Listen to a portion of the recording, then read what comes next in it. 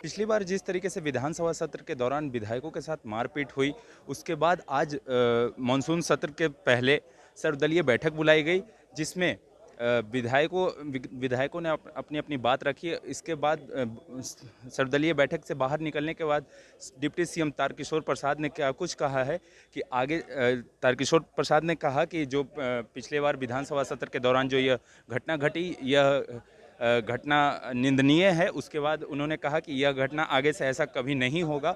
और क्या कुछ कहा है डिप्टी सीएम ने, ये सुनिए।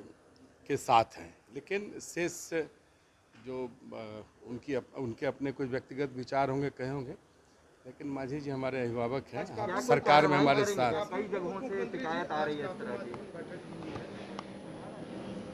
नहीं, ये तो परंपरागत रूप से सदन के प्रारंभ होने के सत्र के प्रारंभ होने के पूर्व में सभी राजनीतिक दल के नेताओं की, संसदीय कार्य मंत्री और इस तरह के बैठक में जो सदस्य होते हैं उनकी बैठक होती है, और सदन कैसे सुचारू रूप से चले, क्योंकि सदन बिहार के जन आकांक्षाओं को प्रतिबिंबित करता है, और सदन के चलने से कई ऐसी चीज़ें हैं जो सरकार के भी ध्यान में आती है, तो फिर उस पर कार्रवाई करने में हम सरकार को भी सुविधा होती है। लेकिन विपक्ष खुश नहीं है इससे। विपक्ष का कहना है कि जो कार्रवाई हुई है दो पुलिसकर्मियों पर, वो सिर्फ दिखावटी है। नहीं, देखिए, वो तो हमारे बिहार विधानसभा के सम्माननीय अध्यक्ष उन सारी चीज़ों को देख रहे हैं, इसलिए इस पर मैं कोई टिप्पणी नहीं करूँगा। आसन के द्वारा जो भी सरकार को निर्देशित होगा, सरकार उस पर कार्रवाई है कि बड़े अधिकारियों को बचाने की कोशिश की जा रही है, बड़ी मछलियों को बचाने का आरोप। नहीं, देखिए, वो तो अब आदेश पर किया होगा ना। सदन के जो हमारे सम्मानीय अध्यक्ष हैं, उनको निर्णय करना है, और उनके द्वारा जो सरकार को निर्देशित किया जाएगा, सरकार उस पर कार्रवाई। उप मुख्यमंत्री जी, स्मृति ईरानी ने सदन में ये जानकारी दी है कि अप्रैल और मई महीने के दौरान अब वो तो उनका निजी मामला है, क्यों नहीं बैठे। अप्रैल और मई महीने के दौरान बिहार में कोई भी बच्चा अनाथ नहीं हुआ। ये स्मृति ईरानी ने सदन में ये जानकारी दी है संसद में। क्या आपका मानना है कि अप्रैल और मई महीने में दूसरी लहर के दौरान बिहार में कोई बच्चा उसके पेरेंट्स की डेथ नहीं हुई?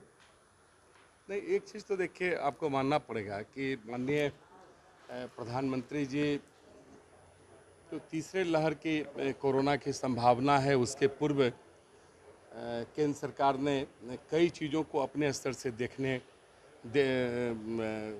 देखना प्रारंभ किया है, और उसी के अंतर्गत पूरे देश भर में टीकाकरण सभी उम्र के लोगों को देने का उन्होंने फैसला लिया। और कोरोना के संक्रमण के कारण जो कारोबार पर एक असर हुआ है, उसके कारण भी प्रधानमंत्री गरीब कल्याण अन्न योजना को उन्होंने लागू किया।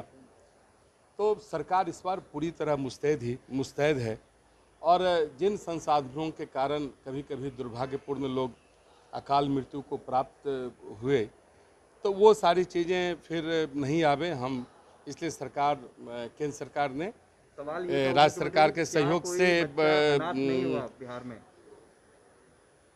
पर इसको तो पूरा होने दीजिए ना। इसलिए सरकार ने निर्णय लिया है कि आने वाले दिनों में इस प्रकार की कोई घटना की पुनरावृत्ति नहीं हो, लोग अकाल मृत्यु कोरोना संक्रमण के कारण वो प्राप्त नहीं हो, इसके लिए सरकार हर स्तर पर कार्रवाई की रही। क्या कोई बच्चा अनाथ नहीं हुआ दूसरी लहर के दौरान बिहार में? क्योंकि सदन में तो यही